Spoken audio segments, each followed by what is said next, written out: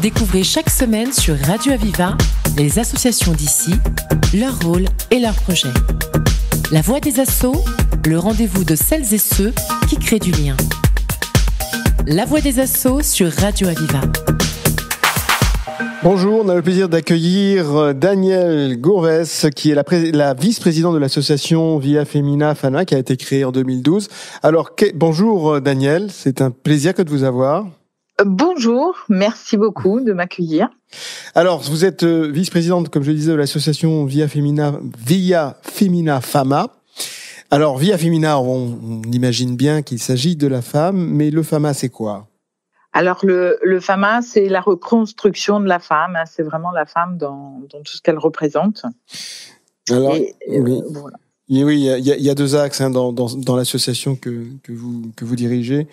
C'est répondre aux besoins d'urgence, quand une femme est justement en état de souffrance, en état d'urgence. Et puis, c'est aussi le soutien de tout au long de ces sorties quand il y a de la violence, notamment.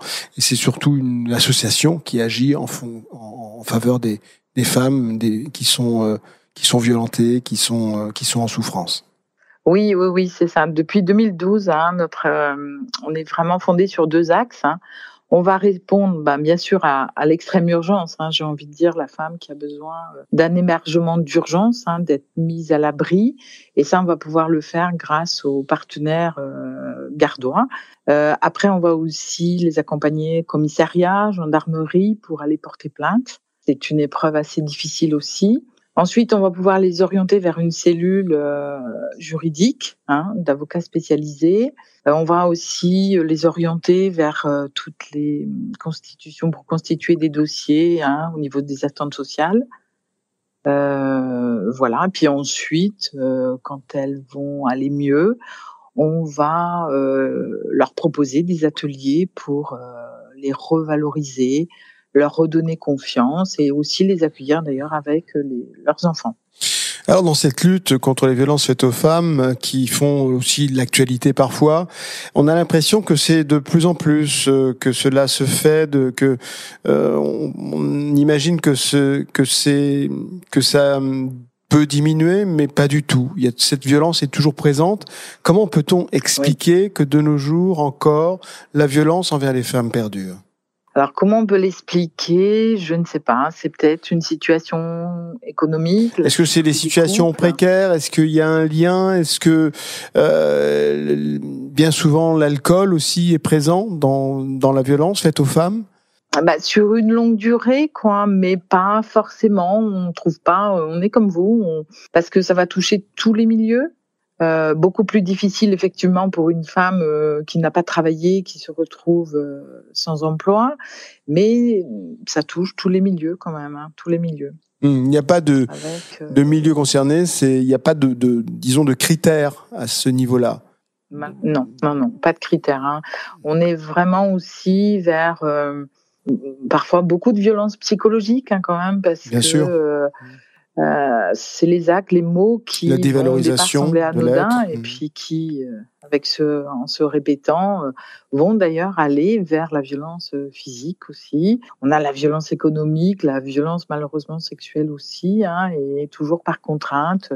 Et au milieu, on a aussi les enfants qui sont victimes directes ou indirectes de ce qui dépasse l'entendement, Cette violence donc qui a toujours hélas existé et qui continue à exister malgré toutes les lois qui sont mises en place, malgré la vigilance de plus en plus fréquente par rapport à diverses associations qui sont présentes, et puis peut-être aussi une parole qui se libère. On l'a vu avec divers réseaux sociaux qui ont vu le jour au travers de cela et qui ont permis aux femmes peut-être de libérer la parole. Est-ce que la solution de demain sera pas dans cette liberté de parole que pourront avoir les femmes et ne plus rester sous silence, qui est le ferment de la souffrance et de la violence? Oui. Plus la femme, je dirais, réalise vite qu'elle est dans une situation grave, plus tout va se mettre en place rapidement. C'est vrai que les femmes vont sans doute de plus en plus, je l'espère, se Ce qui nous inquiète, c'est qu'on voit les jeunes qui sont aussi touchés, les moins de 25 ans. Oui, alors on parlait justement, est-ce qu'il y a des critères sociaux, il y en a pas, mais est-ce qu'il y a des critères d'âge également? Ni d'âge. Alors, je dirais pas vraiment. Je dirais que les plus de 50 ans, c'est moindre. Mais on voit une progression sur les moins de 25-30 ans, voire presque de 15 à 25-30 quand même. Où la violence se banalise? Oui, complètement. Est-ce que c'est lié justement aux réseaux sociaux ou le fait qu'il n'y ait plus de filtres? Est-ce que c'est lié à l'éducation? Est-ce que c'est quel est l'indicateur justement qui fait que la jeunesse d'aujourd'hui, je dirais presque l'adolescence, est violent déjà envers les femmes, cette violence qui est envers les femmes ou les filles? Alors, comment l'expliquer? Oui, peut-être les réseaux sociaux, mais est-ce que c'est vrai que c'est peut-être un peu trop tôt pour le définir. Après, il y a quand même beaucoup de harcèlement à l'école, il y a beaucoup. Ça fait partie effectivement des violences de plus en plus. Oui, donc utiliser les réseaux pour être violent, pour avoir des propos violents, de harceler. Le harcèlement à l'école est quelque chose aujourd'hui qui est pris en compte parce que on a vu les chiffres qui ont considérablement augmenté. Vous êtes donc, vous favorisez tout ce dont on a parlé. Ce sont les étapes qui suivent ce moment déclencheur où la femme va soi-même ou malgré soi-même prendre conscience en tout cas de ce qui se passe. Oui. Et en tout cas cette violence va se manifester où vous allez intervenir avec les étapes dont on vient de citer, c'est-à-dire vous allez favoriser l'accueil, l'écoute, l'information en prenant de défense des femmes comme victimes de violences et pouvoir intervenir donc auprès des services publics, leur rendre service sur le plan administratif, etc., les accompagner dans cette partie qui est excessivement douloureuse et difficile à porter.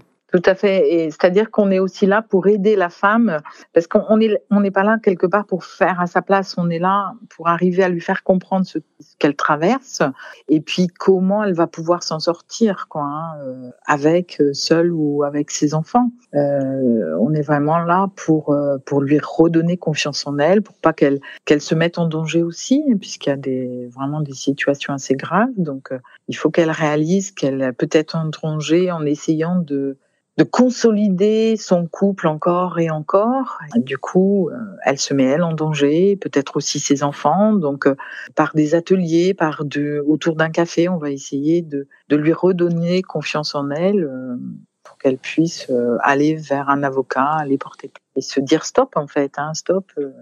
Alors vous le disiez, voilà. Bien souvent, la femme va presque culpabiliser d'une situation dont elle n'est pas du tout fautive en plus, et vouloir essayer de penser que ça peut s'arranger. Et c'est une erreur. Oui, parce que si vous voulez, c'est un petit peu ce qu'on va appeler, c'est le cycle de la violence. L'homme va tout doucement commencer à dénigrer la femme en lui faisant croire que il y a plein de choses qu'elle sait pas faire et donc la femme va enregistrer je dirais ce côté négatif et va penser qu'elle a raison, que quelque part si son couple ne marche pas, c'est de sa faute, et du coup la violence va aller en s'accélérant et jusqu'au jour où elle va réaliser que c'est peut-être pas dû qu'à elle et que quelque part il se passe quelque chose, Malheureusement, les femmes qu'on reçoit vont rester souvent et sauver leur couple sur 5, 10 ans jusqu'à ce qu'on se rende compte que elles vont développer ce qu'on appelle la mémoire traumatique et qu'elles vont plus pouvoir s'en sortir, Il va falloir vraiment que quelqu'un vienne. Elles ont besoin forcément d'aide. C'est un grand SOS là qui s'élève et il faut qu'une association comme la vôtre soit présente. Daniel, oui, on parlait justement aussi du déni qu'il y a de la part des femmes qui vont persister dans cette idée d'espoir de pouvoir arranger une situation qui, une fois qu'elle est brisée, que le maillon est cassé, c'est plus possible. Et vous avez cette conscience parce que vous avez le recul nécessaire et vous essayez aussi au départ de leur faire comprendre que, dès l'instant qu'il y a eu violence, c'est des cas qui n'existent pas, pratiquement pas, le fait que ça cesse. C'est un engrenage qui s'est mis en place et hélas qui ne s'arrête pas.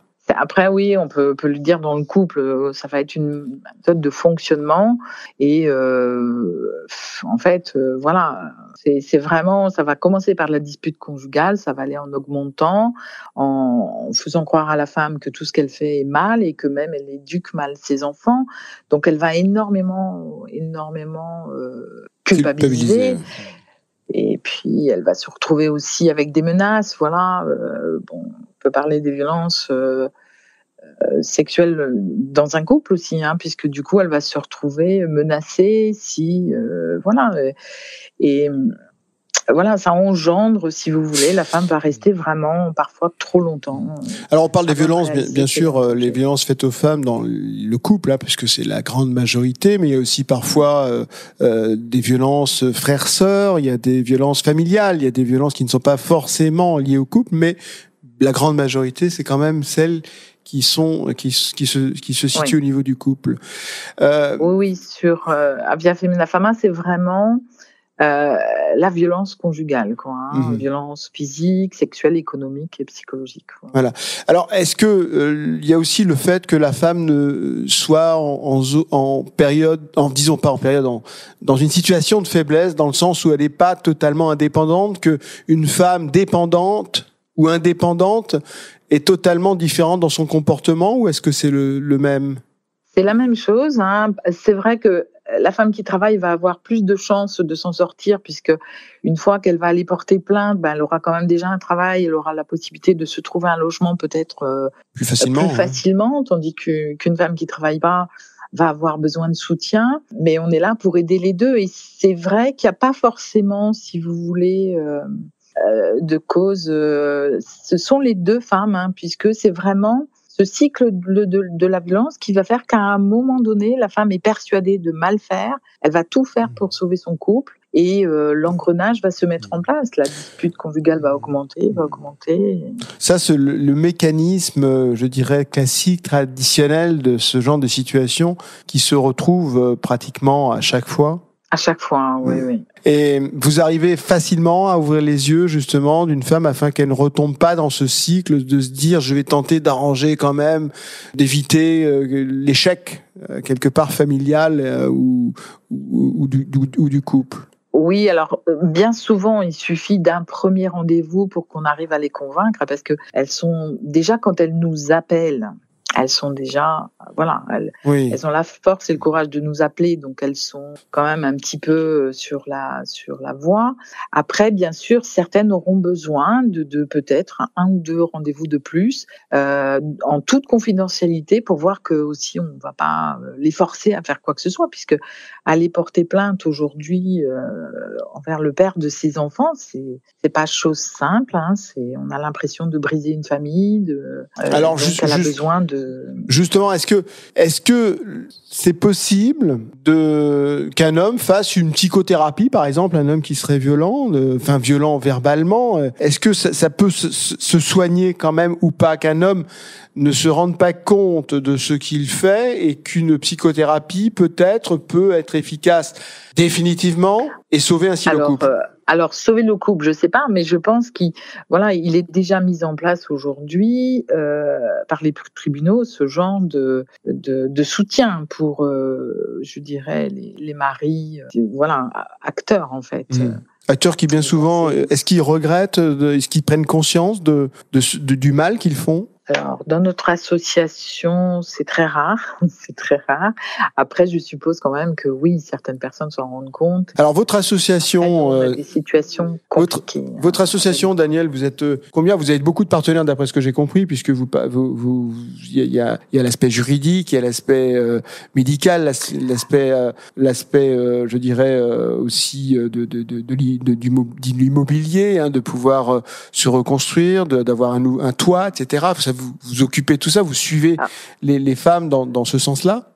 Alors souvent, nous, ce qu'on va appeler notre pôle d'urgence, on va vraiment faire un suivi important auprès des femmes dans l'accompagnement. Et bien sûr, l'idée, c'est de les orienter vers les partenaires pluridisciplinaires qui sont spécialisés, les avocats, les assistantes sociales, l'hôpital aussi qui a une cellule psychologique. Donc on est là vraiment pour leur dire qu'elles sont pas seules, parce que il y a vraiment beaucoup de choses qui se font aujourd'hui, ne serait-ce qu'en termes d'hébergement. Voilà, faut pas avoir de crainte, elles sont pas seules, quoi. Il vaut mieux. C'est important, une femme qui subit des violences conjugales. Voilà. De savoir qu'elles ne sont pas seules, qu'il y a des associations comme la vôtre qui sont là, qui existent et qui vont les aider et leur faciliter justement cette rupture, cette reconversion et cette reconstruction. Voilà, les aider dans toutes les étapes qu'elles vont avoir à traverser, puisque certaines, on est encore 5 ans après, on va avec elles au tribunal, on est vraiment en soutien avec elles dans tous ces moments difficiles, mais on fait pas sans elles, c'est vraiment en toute confidentialité et c'est important de suivre le rythme de la femme aussi et de la famille. Vous existez donc depuis 2012, ça fait maintenant plus d'une dizaine d'années. Est-ce on a pu voir un grand progrès quand même de ce côté-là, du moins dans l'écoute, dans le soutien de ces femmes qui subissent des violences? Oui, depuis le Grenelle, oui, il y a pas mal de choses qui se sont mises en place quand même. Après, on peut toujours mieux faire, c'est facile, mais bon, je vais dire le côté positif. Alors, qu'est-ce que d'après vous, qu'est-ce qui resterait surtout à faire encore? Et qui n'est pas encore fait? Alors, d'après nous, c'est peut-être une prise en charge plus rapide au niveau, après, des plaintes, que ça aille plus vite au niveau de sur tout le plan juridique, côté divorce et tout ça, sur le plan juridique, que ça aille un peu plus vite. Parfois, c'est un peu long. L'ordonnance de protection, un petit peu aussi, quand la femme a besoin d'être à l'abri. C'est vrai que nous, quand on sent qu'une femme est vraiment, que c'est difficile et qu'elle retourne, on leur met le fameux bracelet appel aussi, pour qu'elle puisse nous contacter, puisque l'association est ouverte, la permanence téléphonique 24 heures sur 24, 7 jours sur 7. Et donc, on peut aller chercher une femme à tout moment pour la mettre à l'abri, quoi. Vous êtes nombreuses dans votre association Via Femina Fama? On est nombreuses. Allez, on a, si vous voulez, on a un lieu d'accueil sur Nîmes et sur Uzès. Après, on a des permanences, une fois par mois, on est sur Vauvert, Bouillargues, Beaucaire, Générac, et aussi à la maison, à la MDPH, donc pour les personnes, les femmes victimes de violences et handicap. Est-ce que, Daniel, il y a des hommes parmi vous dans votre association? Oui. Il y a des hommes. Alors, on reçoit pas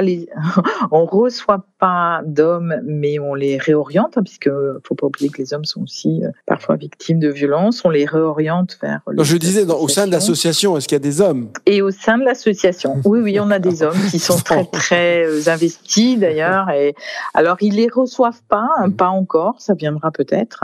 À ce jour, ils les reçoivent pas, mais ils participent à des ateliers. Ils dirigent des ateliers. Oui. On est déjà en fin d'émission. C'est passé vite. On a fait 20 minutes ensemble. C'est passé très vite parce que le sujet est fort, parce que votre présence aussi, votre existence, en tout cas, en tant qu'association, est importante. Et puis, comme on le disait, comme on l'a souligné, il y a encore des choses à améliorer, des choses à faire. Et on espère que vous serez écoutés dans ce sens-là. Merci beaucoup, Danielle Gourvès, en tout cas, de votre intervention et de vos actions. Merci beaucoup. Merci à vous. Merci. Très bonne journée. Vous faites partie d'une association? Venez en parler dans la Voix des Assos. Pour vous inscrire, appelez le 04 67 79 28 88. La Voix des Assos sur Radio Aviva.